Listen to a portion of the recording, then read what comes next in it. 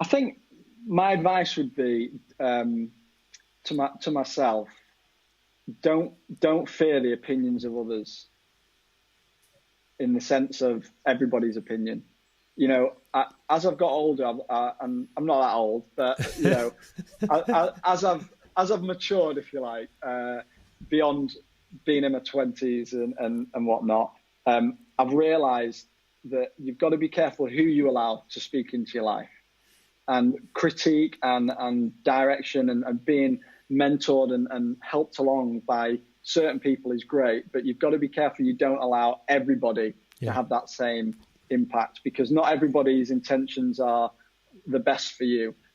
So don't allow the perceived opinions of others to stop you doing something that you're passionate about. I think that's a good one. I just think if you're going to do something great and you want to do something amazing, you're going to get criticized for it from somebody, particularly in today's world of social media. There's always someone out there who's going to have a negative word. But the fact is, if you don't have a go, you'll never know. And if you're young, have a go. You're young enough to recover. That was the give big something thing a go. For me, was that when I was getting advice from different people, and I was tempted to go work for myself towards it, take another job. And it was just, they said, well, actually, look, if it doesn't work out, you can always get another job. You are employable. And for me, it was almost where I wanted to just give it my best. And then if it doesn't work out and I've done everything that I tried to do, you know, kind of fair enough. The last thing which I'm happy to kind of finish on before I ask you if there's anything you want to kind of plug is almost to do with, you have had a lot of kind of mentors over the years where you know a lot of very wise people. And it was almost, I wanted to ask, what is the best kind of piece of advice you've ever had? And I don't mind if it's more than one, but it's the kind of thing for you personally. You know, what's the best piece of advice? Okay, I'll give you what I think has been one of the best pieces of advice I've got, but then also one of the common themes that I've picked up in some of the people I've met, and a lot of it came down to the fact that because I lost my dad at quite a young age, I didn't have that father figure, so I had to go find those golden nuggets and wisdom in other people. And so that helped me actually get over those insecurities of, oh, I wonder what that person thinks. So I just started reaching out to people. And the one great bit of advice that always sticks with me is a guy called Bill Scott, Teessider, who you know. And Bill had a phrase written behind his desk. I don't know if you remember it. I do. But I went into his office one day and said, Bill, because I worked there for a short time, and I said, why have you got that? And this phrase basically said, walk straight, trust a few, always paddle your own canoe. And I'd never heard it before. I'd never heard it in that context. And Bill just said, you know, it's a mantra that he carries around with him. Firstly, walk straight, you know, have integrity, have good values, just be a decent person and treat others how you want to be treated yourself. Trust a few. Again, coming back to be careful who you're allowed to speak into your life. Not everybody's got the right intentions for you.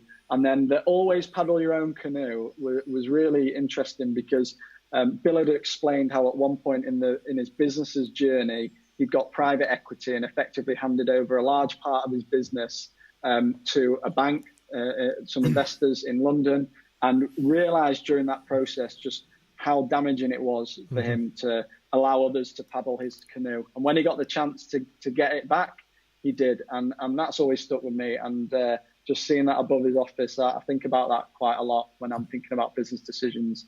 And if I can just touch on the second thing that I've picked up from people, I've found in people that are successful, and I read a book called 3 Feet from Gold, which it was about interviewing very successful people. And I thought, you know what, I'm going to do this. I'm just going to start writing to people that in my world are successes and where I want to be.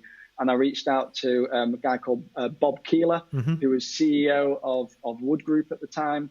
And I reached out to a few other people. And I found that despite the fact that some of these people ran multi-billion-dollar companies with tens of thousands of staff, I would get responses direct from them within less than a day. And they were open to having a chat with me.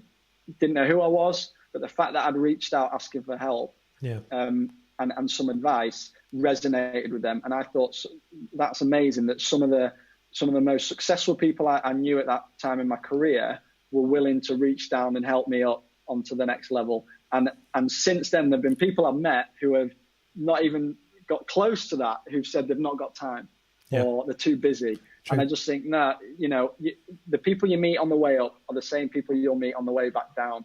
So, have time to help the next generation, because it's rewarding as well. And so that's always stuck with me, that the best leaders I've met are people who have always got time to help you, no matter, who you are.